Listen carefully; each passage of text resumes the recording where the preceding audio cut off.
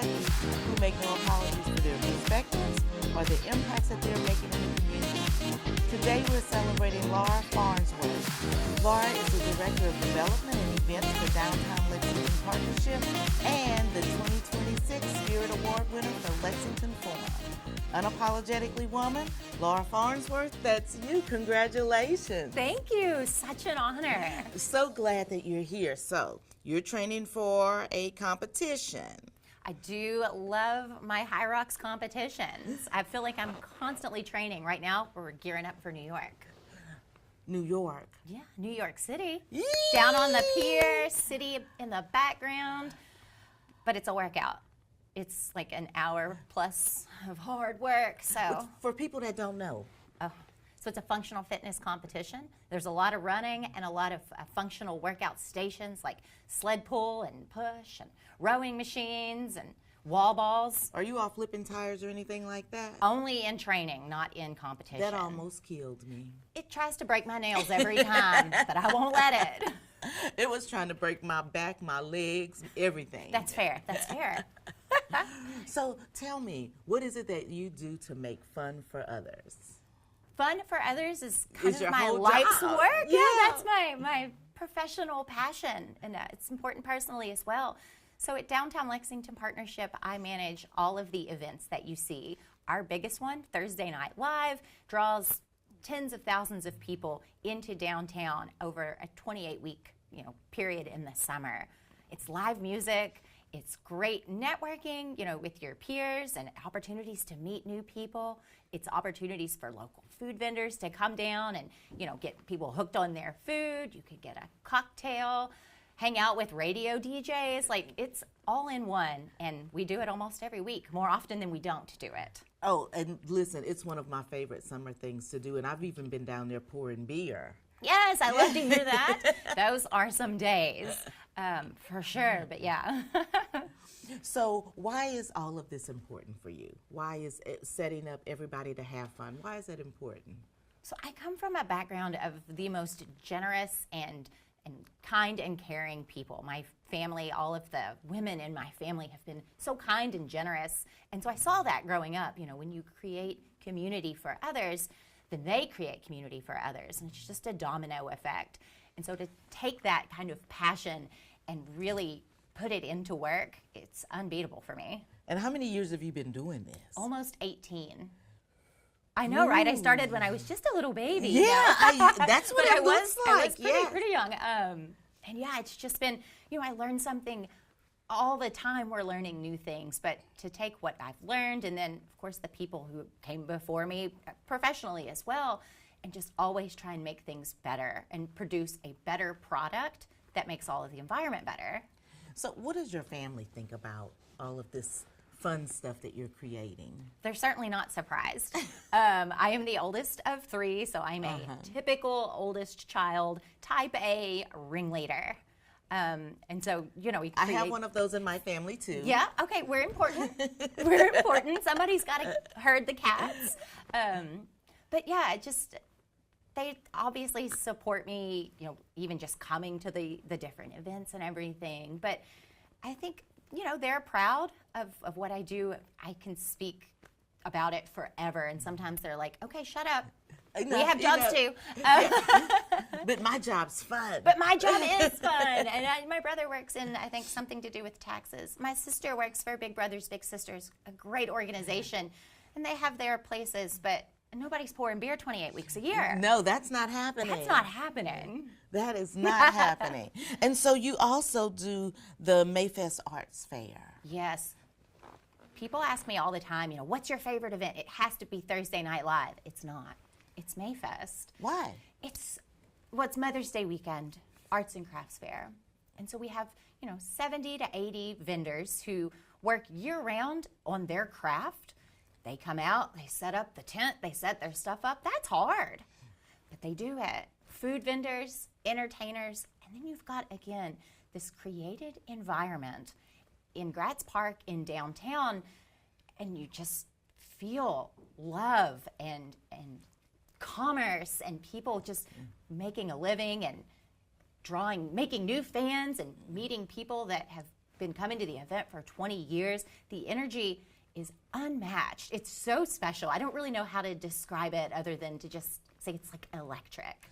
See, and I think that even now more than ever, the time to feel community and love is right here with us. Absolutely. Love is what you're feeling. There are people that have come, this will be my, I guess, 18th year in May coming up, and there are people that come every year and they bring a picnic. From KFC, they bring a chicken bucket. They sit in the same spot, and I know, I'm like, Sunday at 1 o'clock. That's where you're Chicken gonna be. Bucket family, they're back. Their kids have grown up. I've seen so many kids that would come in a stroller that now will drive their grandma to Mayfest. That's unbelievable. That's just really exciting for me. That's fun. And so arts is one of the things that Lexington has been focusing on, bringing back and enhancing. You know, do you feel like you'll play a bigger role in that? Absolutely. We partner with Lex Arts on that event, and so we get really, quality, top-notch entertainment, arts and crafts. You can't beat the food, right? The food trucks are always going to be... Everybody loves a good food truck. And a beer truck. And Castle and Key with the cocktail truck. I mean, I don't miss when it comes to putting together a good party. But yeah, it's just a lot of people don't necessarily have as many interactions with art as they might think, or they do and they don't realize it. So they'll come to this event and it's like, oh, okay, I bought a necklace. Well, that's art. And then I danced with the shimmy mob, and that's art. Then I had a deep fried Oreo, and guess what? That's somebody's art. It is. Yeah. I've never had that. Is it good? It's so good. It's so good. We'll get you one. Okay. I'll get you one. Yeah. Because I was like, ooh, that sounds like 1,000 pounds It right is, there when it you is. just look at it. Then we'll go flip tire. And then everything will be even. Balance. Yes. Yeah. Look, I can't flip it. I can do my best, and that's it. It's just multi-step. Pick, push. We'll do it. Yeah. Says the lady who's training for a major competition. Yeah. And so when you're not doing all of that, and, one of the things that we try to get on the show is for young girls and young women that are watching, you've had struggles along the way, and part of that has been your health. Well, absolutely. And I think everyone kind of deals with, their health, physical health, mental health. And for a long time, I didn't address it. And, I certainly wasn't the person I am today, and maybe I moved a little slower. Maybe I worked a little dumber. I think burnout is so real. And, mentally, you just kind of can get in a place where you just are plugging in at numbers, and you're just kind of doing what you do, and you kind of lose your passion. And so you lose your passion maybe mentally, and then maybe physically. You're not always where you want to be. And so you really need to dial into that. And I think, some people might think, oh, like, you're working out all the time, you're doing all this. Isn't that kind of selfish the way you're spending your time? No. I think sometimes you need to be a little selfish, and I don't think that that's a bad word. You need to just prioritize yourself. That is not always easy, but I found that, when I started doing that and really making, my workout journey, my High Rocks journey a priority. Prior to High Rocks, I did a lot of boxing and even some sparring against All tall. right, girl. I'm left-handed, and the coach would throw me in as a switch because these big, tall boys didn't know how to box a southpaw. Okay. Just saying. They never hit me hard. The hair. I wore the helmet. And all the everything, things. But I would just be like, Yeah, don't kill me over here. Right. But I am here. And so once I really started prioritizing that, part of my life, it just felt like everything else sort of clicked. And so it did take some me stepping aside and being what some people may call a little selfish, but just prioritizing me. And here we are. I don't know that I think that that's selfish. I think that that's healthy if you can realize, you know what, I'm giving everybody else everything I have, but I haven't given me anything yet. Yes. Yeah. So strike that path. Find that balance. It works. Yeah. And I don't think it's selfish at all, to other people, I don't now how long of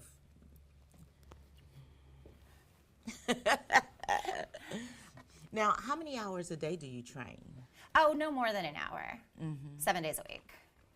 That's not bad. It's not bad. Even that though, It used to be 3 hours. And I was like, okay, Laura, find some balance. Balance again. Let's do this again. Like, that's a kind of a reoccurring theme. And I've really been working on that in the past, 5 or 6 years. It's just balancing everything out. Let your body rest, let your mind rest, and then they're at their best. See, that's 100% true. Because if you're, always tired and your mind is always full and crammed and moving, you're not going to be able to get your balance. You can't recover. And recovery is so important. Well, we could sit here because I also want to know what's going on with next for you. But I'm going to kick it to you for last words for girls and women that are watching that may be looking to you and thinking, gosh, I'd like to do something like she's doing someday. Find your path and stay your path. Where your passion lies, and even if it's like, oh, I'm doing this right now and I'm sitting at a desk and that's great, but I really love, I love event work, I love nonprofit work or anything where your passion is. Get involved. Email me 100 times. I'll find something for you. Especially, in the nonprofit world, many hands make light work. That's right. So, if you just know what you want to do, or if you don't know what you want to do, try a million things. There are so many things that you can try. Try them all if you can. And you're going to find something that just sparks your energy. Grab a hold of it. Don't let anybody snuff it out. Be a little self-conscious if you need to. And it's going to work. Thank you. Oh, it's so nice being here. It's been a blast. You guys continue to watch as we celebrate other phenomenal women like Laura. Find your